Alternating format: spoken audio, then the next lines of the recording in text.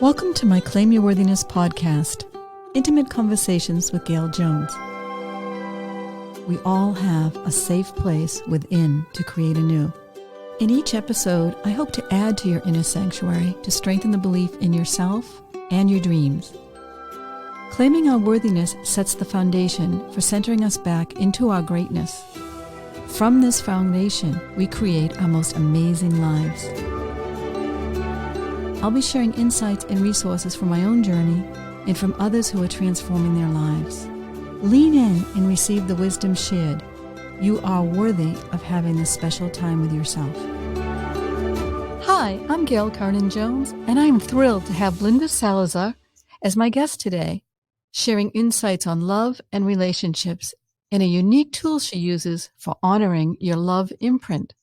Linda is the founder of YourPeaceIsInYourHands.com. She is a certified spiritual growth and relationship coach, scientific hand analyst, speaker, and author. For over 20 years, she has been helping clients break free of life's emotional roller coaster ride, helping them get back into the driver's seat, creating a life of courage, inner peace, and relationships that work both personally and professionally. Linda is the author of Forever Hold Your Peace, Awaken the Genie Within, Parents in Love, and 52 Tips for a Magical Marriage After Your Child is Born. She has appeared on KCAL Channel 9 News, has been written about in the LA Times, Parent Magazine, and Women's Faith and Spirit Magazine, as well as being interviewed on hundreds of radio stations across the country. She resides in Southern California, where she has a private practice working with individuals by phone, Zoom, as well as leading workshops. So welcome, Linda.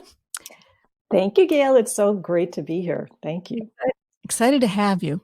So Linda, before we dive deep into your breadth of knowledge, can you please share first how you see worthiness playing out in relationships? Oh, yeah. Yeah. Relationships ultimately that make us feel safe, witnessed, heard. These are all ways that actually remind us that we're always worthy of love. And the interesting thing, kind of the funny thing that I don't know that people even think about is that unworthiness can show up in such subtle ways that we often don't even think of it as feeling unworthy. And that can look like not speaking up when someone is challenging something you've already told them that you did or didn't want to do. It might even show up as undercharging for your services or products, feeling like nobody's going to buy it from you if you charge actually what you believe you're worth. Sometimes it can be not allowing others to celebrate you because you don't think it's worth their time and energy to do. Basically, when you're doing that, what you're saying is, I'm not worthy of receiving your time and energy. And also you do for others all the time, but you're not doing for yourself. So that's telling you that others are more worthy of my time than I am. And even something as simple and what may appear to be super little, by not receiving a compliment, by refusing it. And I think we've all done that at some point in our lives. But when we refuse a compliment, it's really a way of denying your worthiness of that compliment and that somebody is wanting to honor you in that moment. So there's so many ways that it can sneak in there, and we're great. We're so good at deflecting it at every turn without even realizing that we're doing it. And so ultimately, when we honor our heart's guidance, there is such a greater peace that flows through us and from us. And in that, we're building and creating a feeling of worthiness within ourselves. Excellent. I love you gave the example of receiving. A lot of us are good at giving love and not receiving it. And to complete the circle, learning to receive is really important. So I love how you tied that into worthiness as well, that we're worthiness to receive. Yeah, thank you. It is important. Can you please share with us a few tips of how we can instill more of that peace within that you referred to and build a greater sense of self-love? Yeah, there's so many ways that we can do that. First of all, it's let go of people who can't or won't support your growth spiritually, emotionally, all of it. Build your tribe. Find those who will. And I know that's scary, and I know that's not always easy to do. But once you get over that hump and you decide, yeah, I'm going to find these people that are going to be aligned with my heart, with my soul, with my dreams, with what I want for myself, this is how you are honoring that self-love within yourself. I love the word aligned. Alignment is so key to elevating our lives. Yeah, so true. It really is. And everything flows from there, because when things are aligned, things go more smoothly. The other thing that's coming to mind is don't say yes outwardly when your inner voice is either screaming or softly whispering the word no. And this goes hand in hand with that part of creating the notion of healthy boundaries. It can also be seen as noticing where or who your energy is being depleted from, or where or who your energy is being filled up from. It sounds like it's a combination of tuning into your gut and also really listening to your body, especially where your energy is being depleted or being filled up. Yes. And people know it. They can feel it. They know when that gut thing happens. They know when that little voice is whispering something in their mind. And we're really good at ignoring it when it's scary, because it's putting us out of our comfort zone. And then what's coming to mind now with that thought is that idea of giving from the overflow of your cup. Because when it's down to a full cup, that in my mind becomes a good cue to take time for yourself. Because getting below the full cup can then ultimately send you into bed, put the covers over your head, shut out the world, and even start the process of where our body shuts down. We're not listening to it, as we were just saying a minute ago, and then we end up getting sick. So my belief is really, if you give from the overflow, then you are always going to have more than enough for yourself. And when that overflow is gone, you're still in a great place emotionally, physically, mentally, and spiritually to be able to now say, okay, now it's my time. And I'll fill myself back up and get it into overflow. And then I can go out there and support others as well. Can you give an example of when you might have reached that boundary of when, you're not in overflow yet? There's probably more examples of when I've gone to the underflow than the overflow. I am a person of service. I really do love to be in service, and I love to give. I get a lot of fulfillment and joy and cup overflowing from that. There are times when somebody can keep expecting that from me, from anybody.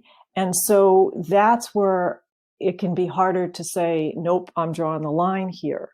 What happens for me when I give to the degree that I feel now it's more or less I'm allowing it to be taken advantage of, because nobody's going to take advantage of me that I don't allow. Right. Then I have to pull back and kindly honor what's true for me. There's not a specific example, because quite honestly, Gail, it's been a really long time that I have given to the point where my cup has gotten so low that I've been in bed and put the covers over my head. It's been a really long time for me, because I had to learn that, because I am a person of service.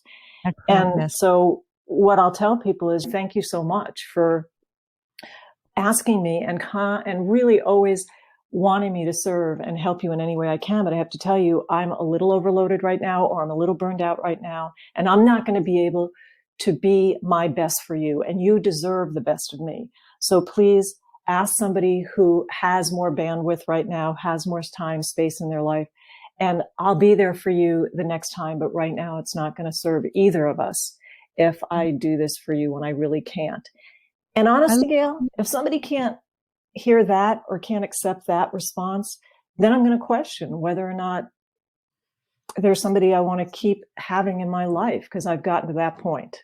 Sure. But I love how you just set that boundary, honoring the other person and yourself. You just didn't say no. And I know it's how important it is to say no, as you've said before and we've talked about, but I love how you honored the other person as well. So it was with great respect for yourself and the other person.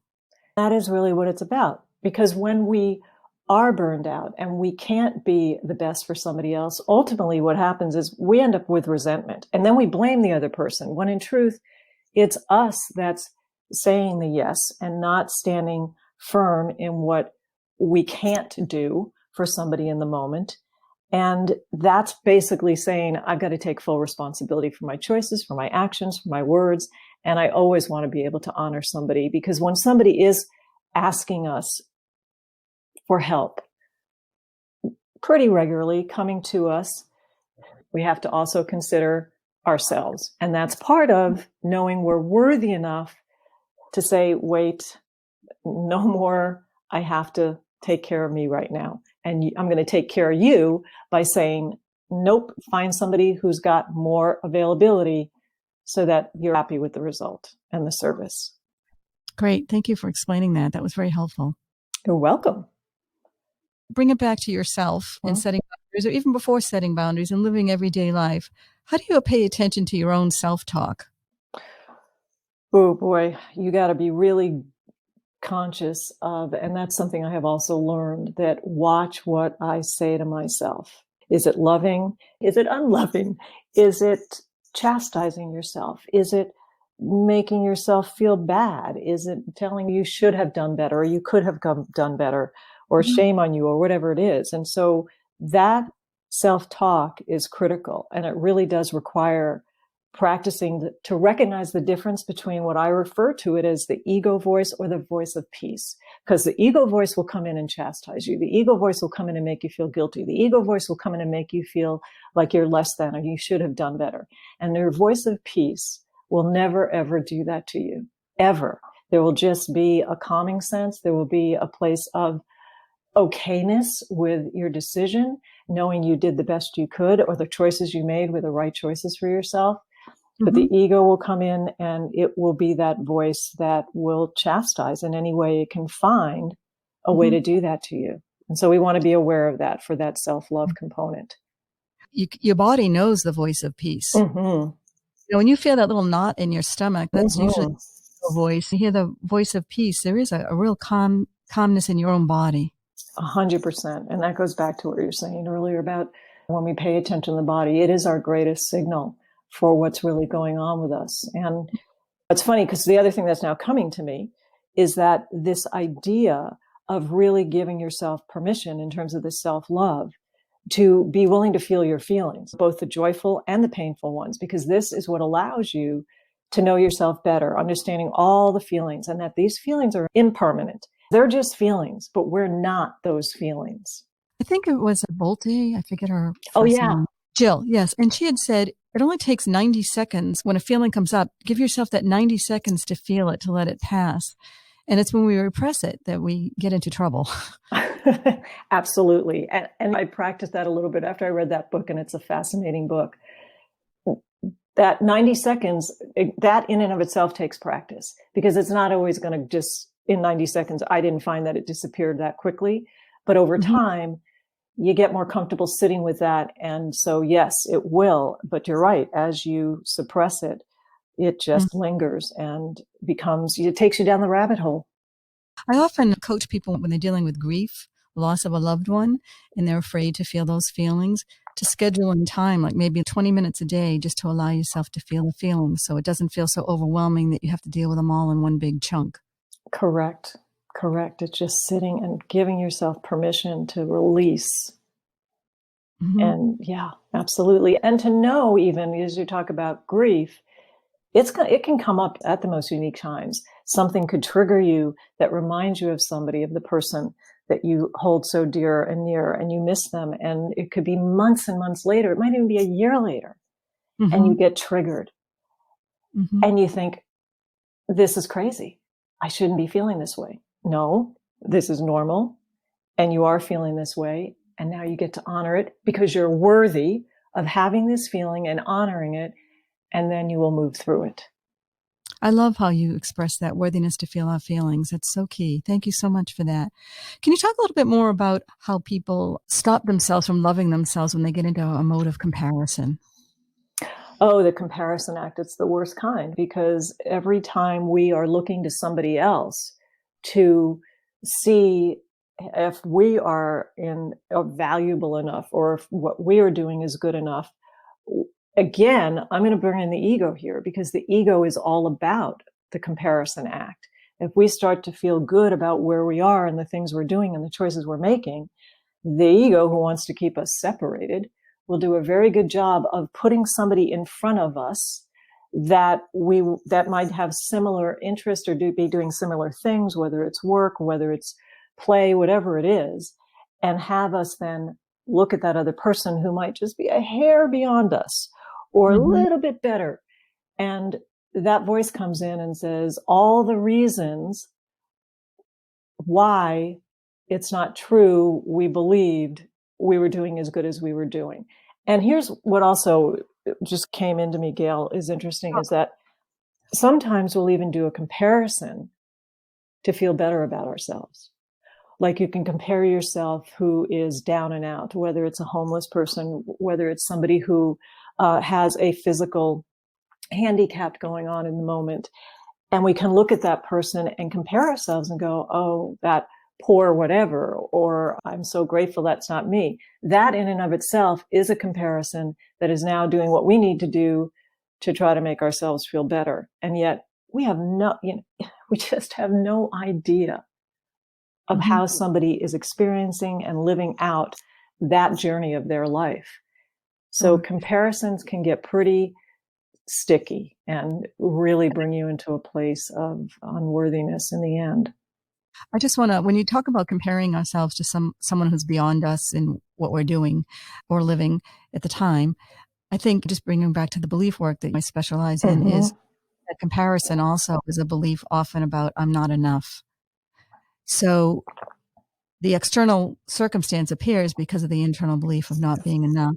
And bringing it back to your concept of self-love, it's not very loving to tell ourselves we're not enough. Absolutely not. 100%. Yes. Beautifully said. How about on this journey of self-love when we might make some mistakes? Can you talk a little bit about that? Oh, in terms of forgiving ourselves with our mistakes. Yeah, that's critical because we're not perfect. We're going to make mistakes. And those mistakes are what we learn from. Those mistakes, if anything, if we can learn to, I know some mistakes are big enough or serious enough in our mind that it's difficult to laugh at them. But in the end, if we think back about mistakes we've made in our lifetime and time has moved on and we're still here and we have survived and hopefully have grown, those mistakes ultimately can make us stronger. If it's a mistake that really had some kind of significant impact in our life, that we learn from it and be grateful for it and have thanks toward it so that we can be aware enough to not have that mistake happen again. And even if it does, because we forget and we fall back asleep at times, okay, you live through it and you forgive yourself and you forgive others as well. Because I really believe that when people make mistakes and we're apt to forgive them more easily, sometimes it's harder to forgive ourselves. But as we... That's an excellent point. Yeah. We're harder on ourselves than others often. Yes. Yeah. Yeah. No matter what is happening in our world now, know this: you are not your circumstances. Learn how to claim your internal power to thrive in Gail's 6-session coaching package, Creating a New Mindset for Thriving. Discover your hidden beliefs that hold you back. Learn empowering words and feelings that shift your mindset to create anew. Release financial setbacks and other blocks to abundance. Step into a new vision for your life with clearly defined action steps to support it. Be championed and mentored, which is a key to success. Email her at gailjones@claimyourworthiness.com to set up a complimentary 30-minute session to learn more. Gail trained with world-renowned neuroscientists to help you learn to train your brain for optimal outcomes. Check out her website, claimyourworthiness.com, especially her video on the homepage, to catch a glimpse of her expertise.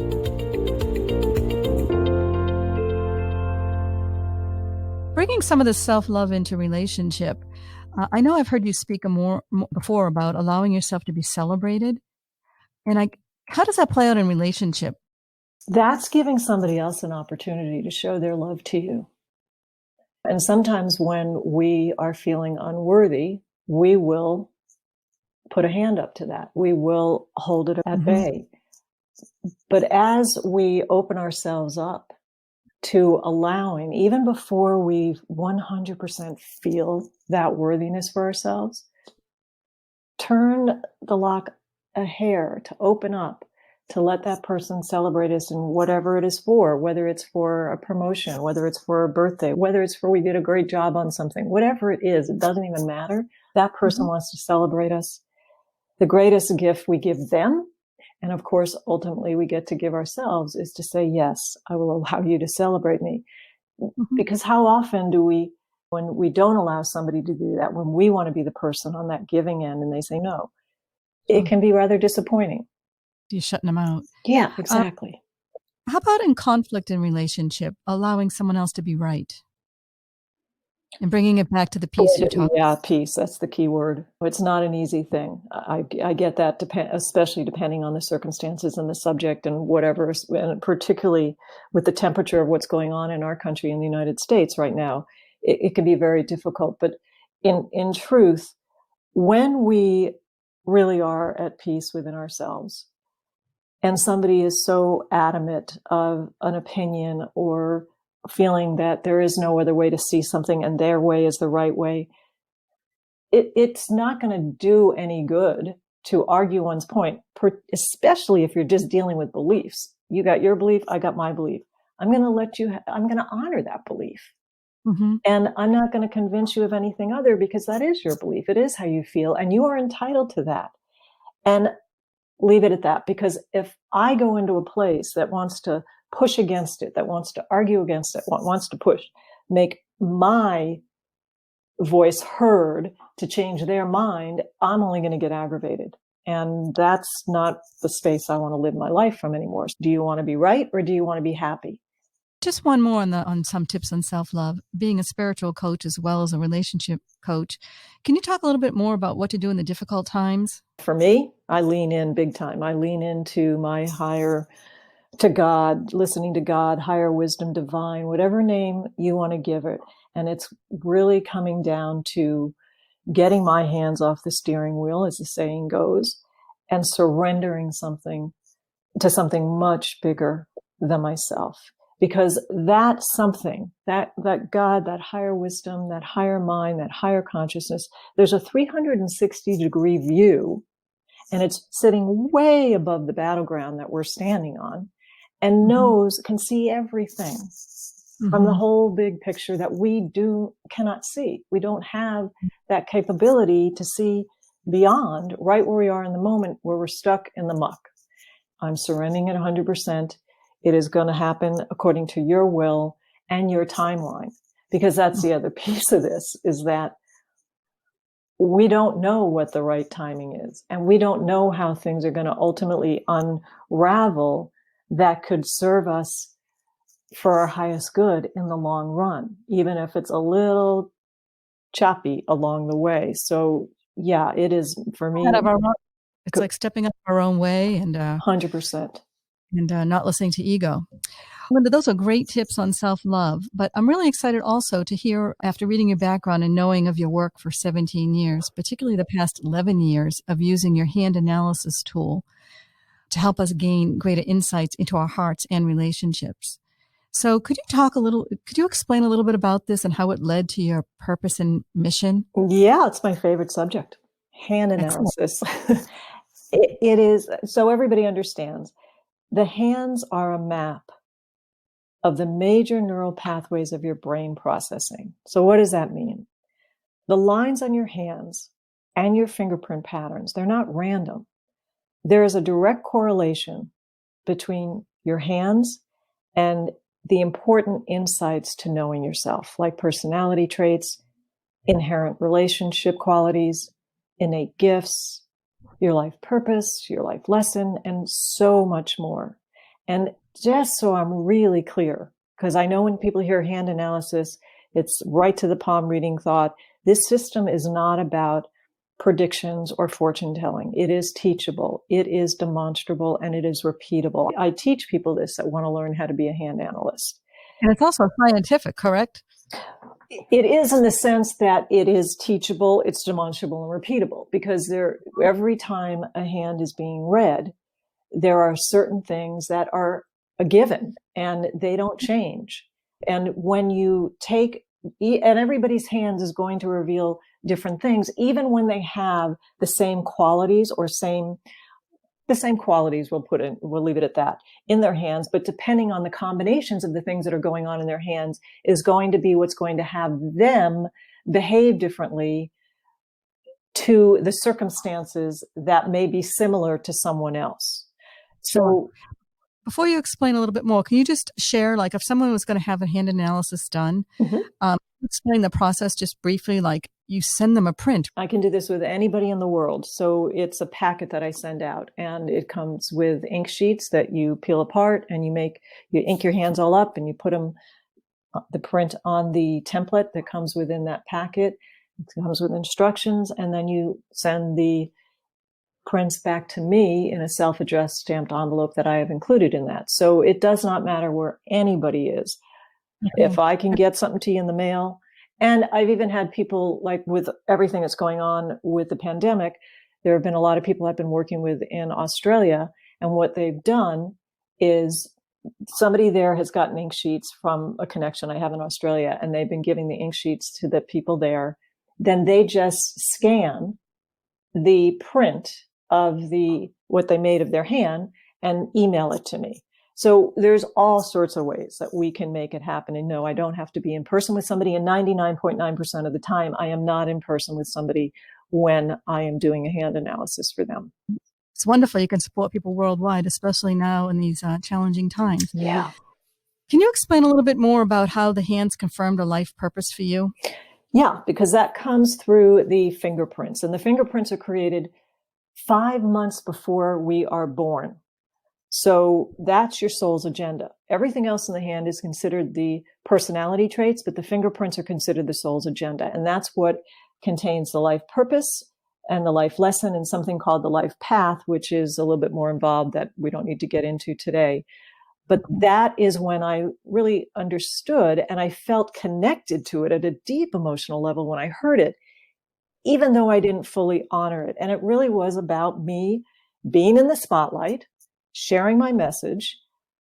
And they didn't say specifically about living in inner peace. That kind of came to me as I evolved through this, but it was being in the spotlight and sharing my message through writing and speaking. And that's exactly what I have come to do in my life. And it's interesting because that whole idea of spotlight was something that kind of threw me off. But when I think back when I was a child, I wanted to be an actress.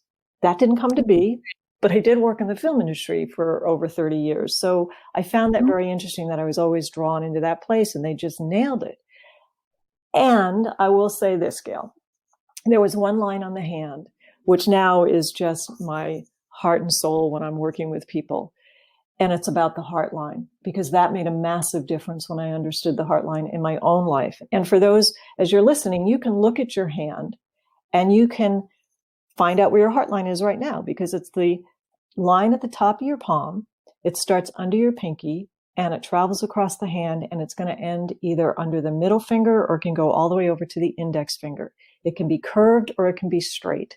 And anything in the hand that has more of a curve to it, particularly with the heart line, is going to make you more emotionally expressive. And anything that is straight is going to make you more analytical. So the heart line, do you have a question, Gail? Sorry. No, I just said that's very interesting. Okay. Whether you're analytical or emotional. Yes. Curvy is emotional, analytical is straight. And the heart line represents your emotional system. So it informs you as to how you want to be treated in relationships and how you're most comfortable relating to others on an emotional level, both personally and professionally. And there is a total of 4. You can have 1, 2, 3, or all 4 of the heart lines. And you can have different heart lines on each hand. And that's when I had my hand analysis done. It was the major breakthrough for me during a difficult time was when I learned that I had all 4 heart lines and what each of them meant. And then it was like, holy cow. At one point, I was just feeling like a person on a puppet on a string, moving myself around emotionally, because I could connect and I could acquiesce to anybody's emotional style without having a name to it. But it wasn't how I was really feeling in the moment inside. And once I understood this, I just ran with it. And that's how everything evolved into your pieces in your hands, because hand analysis became such a massive tool to really help people understand themselves and to understand where their inner struggle is, their dilemmas, and their tug of wars are. And it just changed the trajectory of my coaching practice from that moment forward. This is fascinating, Linda. So there's hidden jewels there in the analysis that you do. And I know from my belief work in my own coaching practice that 90% of our adult lives are based on subconscious beliefs formed in the first 7 years of life. So this is just another tool to access some subconscious wisdom that we're not aware of every day. So that's excellent. Yeah, it is. Thank you. Yeah.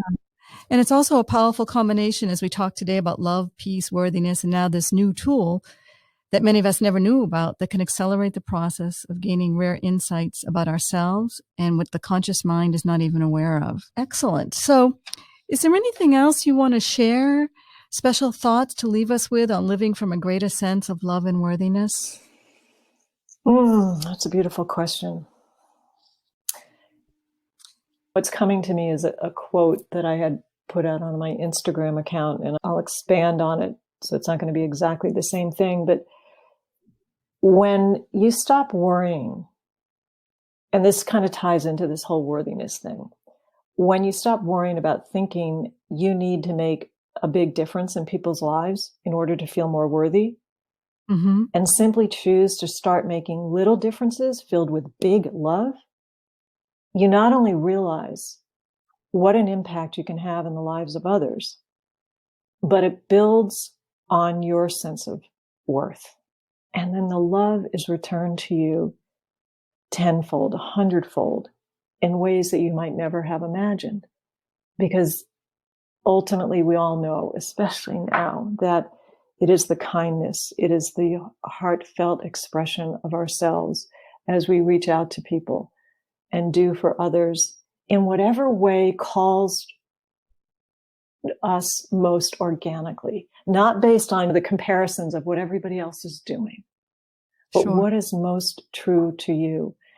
And it just, that's when you find yourself being lifted up and everything goes from there. Beautiful insights. Thank you. So Linda's going to provide for anybody that's interested a free download of the tips for self-love that we discussed today.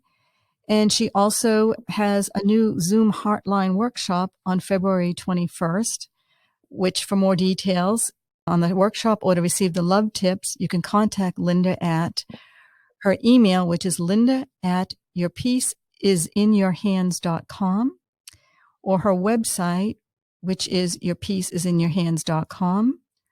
Her phone number is 310-375-4800. And you can also find and follow her on Instagram at Your Peace is in Your Hands. Linda, thanks again for sharing with us today ways to honor our love imprint to create even better relationships and lives. Thank you so much, Gail. You're doing such beautiful, important work, and this was a true honor. I appreciate you so much. Honor to have you here. Thank you so much. Blessings. Bye-bye, everybody. Thank you for joining me on our journey today. I am so grateful you are part of my podcast community, where it is my dream that by claiming our worthiness together, we can more impactfully shed our light and love on this world. In future podcasts, I'll be sharing more stories of hope and unlimited possibilities for creating anew. You can also follow me on Instagram or on my Facebook page. I also hope you'll be inspired to share my podcast with your friends. Together, we are stronger. Blessings, Gail. Instagram and Facebook at Coach Gail Jones.